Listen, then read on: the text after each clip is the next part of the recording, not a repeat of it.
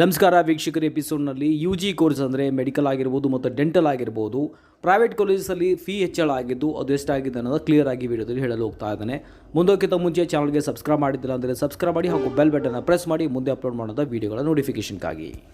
ಕರ್ನಾಟಕ ಸರ್ಕಾರ private ಕಾಲೇಜಲ್ಲಿರುವಂತಹ government Kota ಆಗಿರ್ಬೋದು ಅಥವಾ ಪ್ರೈವೇಟ್ ಕೋಟಾದಲ್ಲಿ ಸೀಟ್ ಅಂದರೆ ಫೀನಲ್ಲಿ ಇಲ್ಲಿ 25% ಹಾಗೂ 15% ಅಲ್ಲಿ ಹೆಚ್ಚಳ ಮಾಡಲಾಗಿದೆ.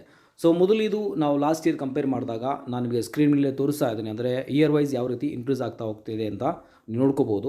ಸೊ ನೋಡಿ, ಇಲ್ಲಿ MBBS seat in private colleges 2018-19 ಏನಿತ್ತು, 1920 ಎಷ್ಟಾಗಿತ್ತು, ಮತ್ತು ಈಗ 2021 ನೋಡಿದ್ರೆ last year government quota fee ಎಷ್ಟಾಗಿತ್ತು, 1,11,952 ಆಗಿತ್ತು. ಆದರೆ ಈ ವರ್ಷ 1,22,746 ಆಗಿದೆ. ಸೊ ಅದೇ ರೀತಿ ಪ್ರೈವೇಟ್ ಕೋಟಾಕ್ಕೆ ಲಾಸ್ಟ್ ಇಯರ್ ನೋಡಿದ್ರೆ 7,85,565 ಇತ್ತು. ಆದರೆ ಈ ವರ್ಷ 9,81,956 ಅಂತ ಆಗಿದೆ. ಅದೇ ರೀತಿ ನೀವು BDS ಪ್ರೈವೇಟ್ ಕಾಲೇಜಲ್ಲಿ ನೋಡಿದ್ರೆ ಗೌರ್ಮೆಂಟ್ ಕೋಟಾ ಅಂದರೆ ಲಾಸ್ಟ್ ಇಯರ್ 72,484 ಆಗಿತ್ತು. ಆದರೆ ಈ ವರ್ಷ 83,356 ಆಗಿದೆ.